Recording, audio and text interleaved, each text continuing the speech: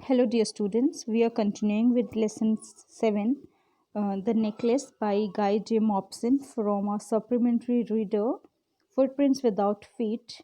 And in our last class, we have seen that Madame Liesel lost her friend's necklace and she had to manage to buy a new necklace to return to her friend, and there was a very tough time to spend now as they have sent away the maid and they changed their lodgings. They rented some rooms in an attic. Let's see now. She learned the odious work of a kitchen. Now that lady, Madame Liesel, she learned all the hateful work of a kitchen. She washed the dishes, she washed the soiled linen, their clothes and dishcloths, which she hung on the line to dry. She looked down the refuse. She took down the refuse to the street each morning and brought up the water, stopping at each landing to catch her breath. Now she was doing all household works, washing dishes, washing clothes, and putting those clothes to dry on a drying wire. And she was also throwing the garbage, bringing water, and stopping at each landing to take breath and clothed like a woman of the people. Now she was wearing clothes just like an ordinary woman. She went to the grocers, the butchers, and the fruiters with her basket on her arm, shopping, haggling to the last sou of her miserable money. Now she was going to, all the shops herself, grocers, butchers, fruiter, and while shopping, she was doing haggling, bargaining also to save last so many. It's a French coin of very low value. When she was uh, trying every possible to save the money. Now the husband worked evenings, putting the books of some merchants in order. Her husband, he also started the work of arranging books in the evening and in nights. He often did copying it 5 sous a page. He started copying pages, okay, one for as one page for 5 sous. As I already told you, it's a coin of low value, French coin. And this life lasted for 10 years, and this type of life they had to live for 10 years. At the end of 10 years they had restored all, and after 10 years the things became normal. They just became free from their debt.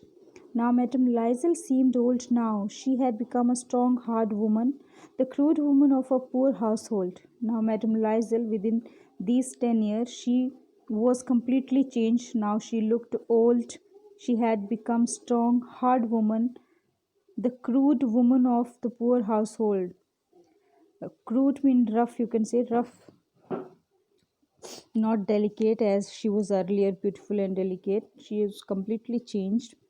Her hair badly dressed, her skirt awry, her hands red, and she spoke in a loud tone and washed the floors with large pails of water.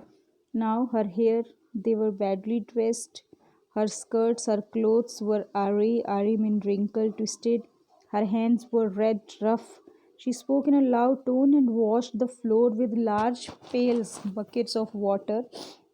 But sometimes, when her husband was at the office, she would seat herself before the window and think of that evening party, of former times, of that ball where she was so beautiful and so flattered.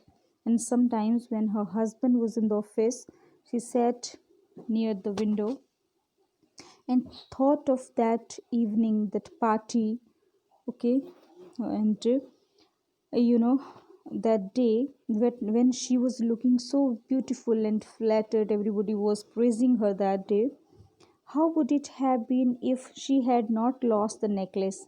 And she was thinking, suppose she might have not lost the necklace, what type of life she might have been living?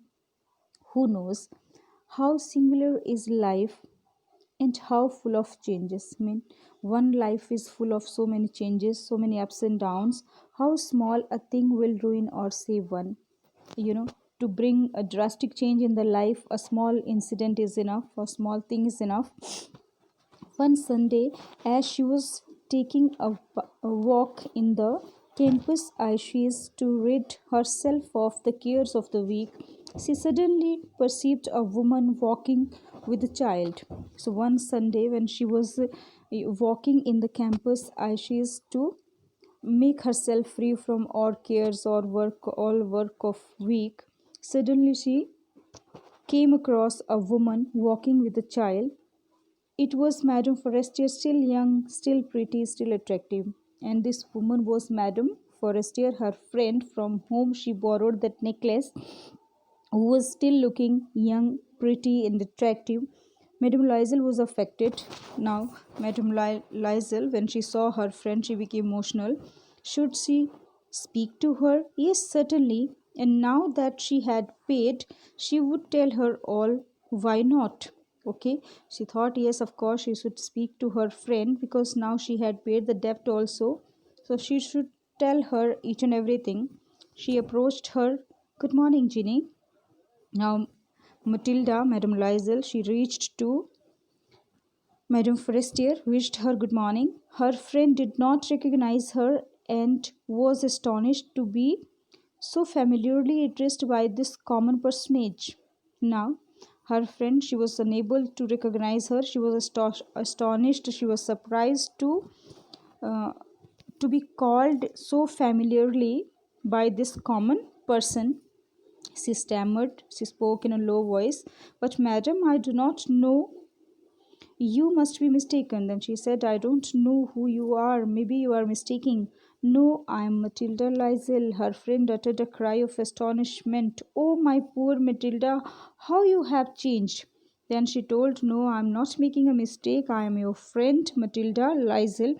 And her friend, she gave a cry of surprise, astonishment, shock. How?